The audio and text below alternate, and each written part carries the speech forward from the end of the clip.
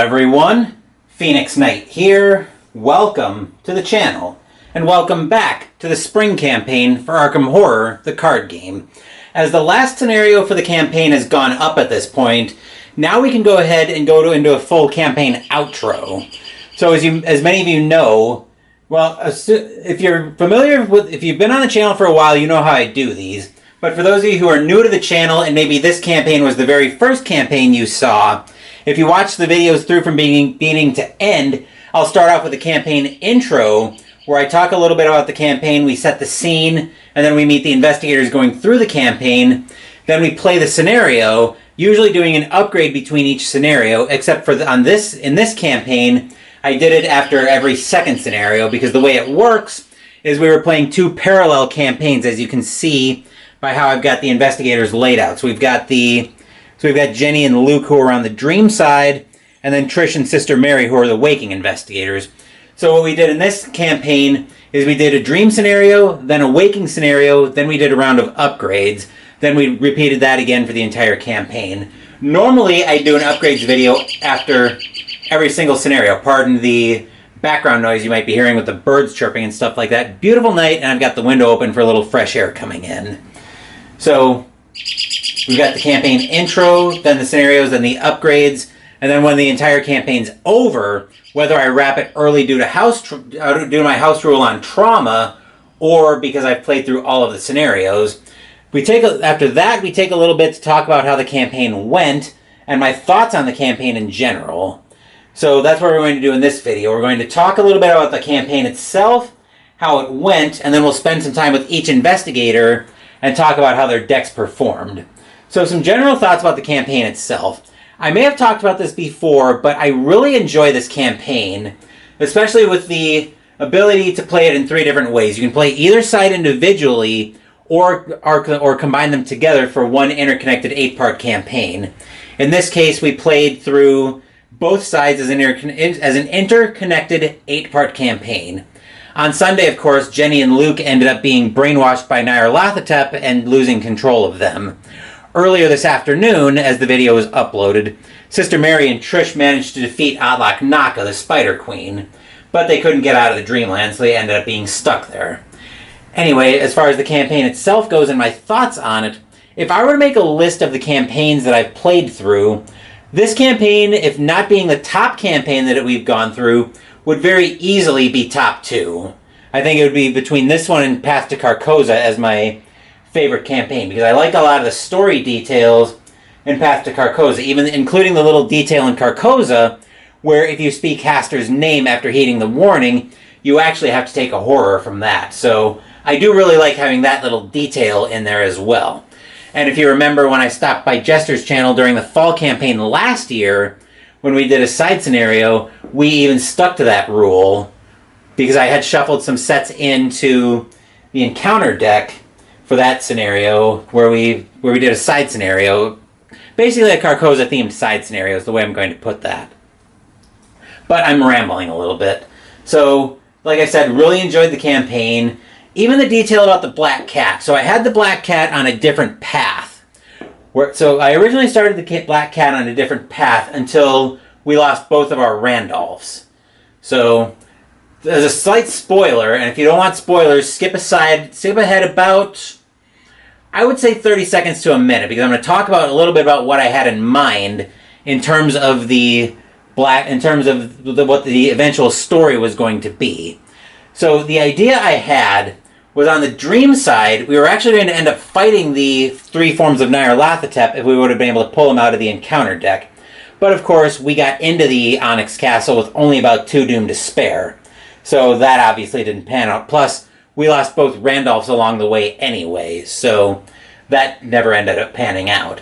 It would have impacted us much less on the waking side, though, for the Black Cat to know the truth. But that's enough rambling on that. So, as I mentioned, really enjoyed the campaign. Probably would be top 2 in terms of where I'd rank the campaign. Anyway, that's it for thoughts on the campaign itself. Now let's spend a little bit of time with the investigators. We'll start off with the Dreamers, and we'll say hello first to Jenny. Hello, Jenny. Before I talk about the Dreamers, let me just mention that in hindsight, it turned out that flipping High Priestess 2 was an absolutely horrible idea. The idea I had behind this, and I think I talked about this at the time of the Dreamer's Tarot reading, is the other card let us take up to 2 additional mulligans. So the rationale I had behind flipping the High Priestess 2 was if Luke could find Milan in his opening hand, I figured that would mitigate a lot of the risks from having that card flipped. But because Luke's deck was so big, I wasn't able to find Milan, and I don't think I ever found him during the entire scenario. So that strategy ended up not working. So that decision aside, I actually was very happy with how Jenny's deck was performing. Obviously, I would have gone a bit deeper into the rogue weapons, but being one of the Dunwich 5, she was constrained by not really having access to a lot of the deeper Guardian cards I probably would have wanted. I might have had a little bit of a happier result if maybe, say, well, I don't know if Tony maybe would have worked a little better, Tony Morgan. But I think he only gets access to up to Guardian level 1, and the card I'm specifically thinking of that I would have loved to have been able to take with Jenny was Vicious Blow level 2.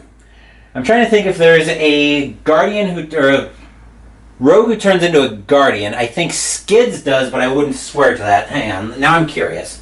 Opening closet door.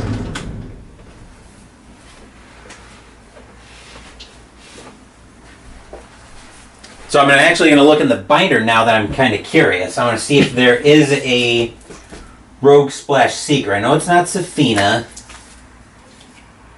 It is Skids who actually takes Rogue Splash Guardian. Looking, well, I don't know what I would want to do with Skids. Maybe I'll try him out at some point in the card game. But, yeah, definitely not having access to some of the higher level Guardian cards that I think really would have helped Jenny come into her own as a monster puncher is kind of just the risk you take with her. I have a feeling you go big money with Jenny and hope everything works out there. So, I'm rambling on Jenny a little bit, so let's call it for there with her. Now let's move over to Luke.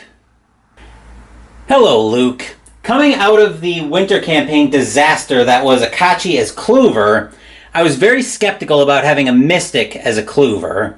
But I decided, you know what, if there's any Mystic who can make it work, it's probably Luke who's got a Seeker Splash to him.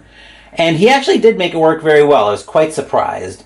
I definitely would have liked to have been able to take more clue gathering abilities and being able to do more testing when we got into the last scenario on the dream side.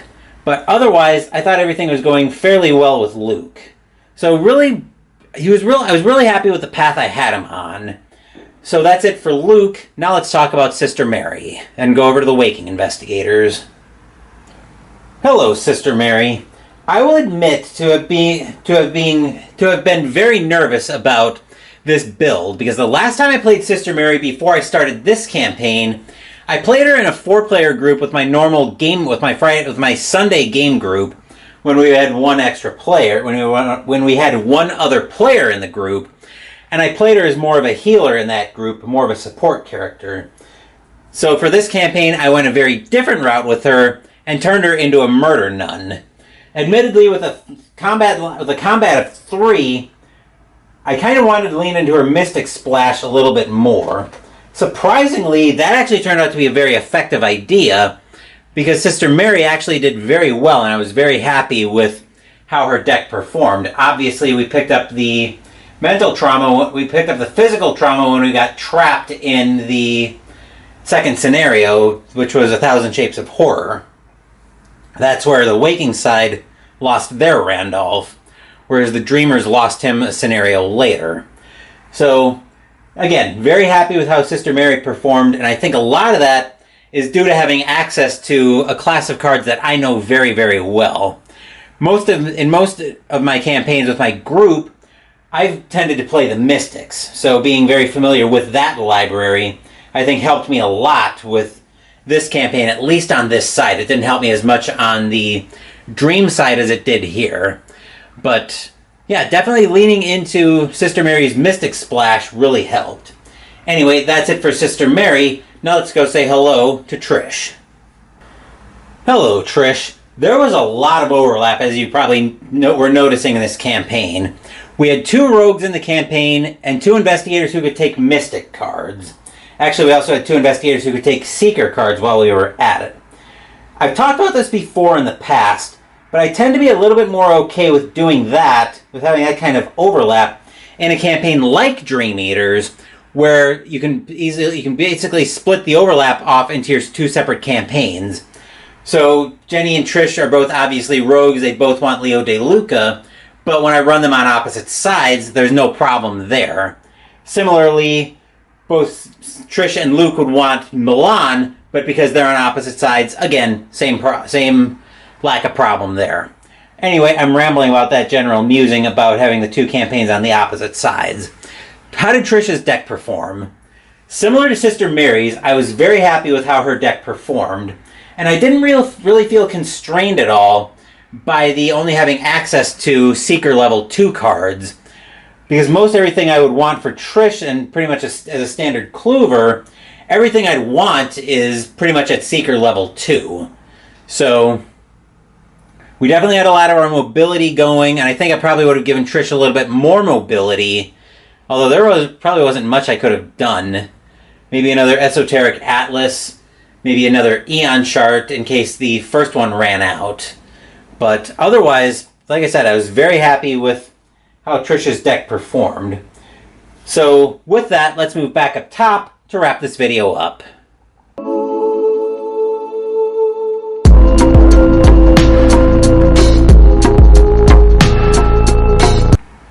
And with that, the spring campaign comes to a close, and my bloody history with the Crawling Chaos Nyarlathotep continues on the channel. So he beat us during the very first campaign we ever ran on the channel, which also was Dream Eaters. Then he defeated us handily during the summer of Lovecraft 2022, and now he seems to be an Ancient One that really has our number at this point, but sometimes we just got to figure it out. I do have a couple ideas for some what-if videos, mainly around Scenario 4A, where the gods dwell. So, a couple ideas I'm having that I might do. You guys can let me know in the comment section if you want to see these. The first video is, what if Phoenix Knight decides not to be an idiot and flip the Hanged Man 12 instead of flipping High Priestess 2? So he's got the extra +1 lore on the first lore test, but has to take his mulligans. Another what-if project I have is I still have the deck lists for the Supercharged Jacqueline and Mandy as they finished their Fall Campaign 2023 in Return to Path to Carcosa. What if I put those decks together and see how they fare in Where the Gods Dwell? That could be another interesting what-if video. Let me know if you'd want to see either one of those in the comments down below.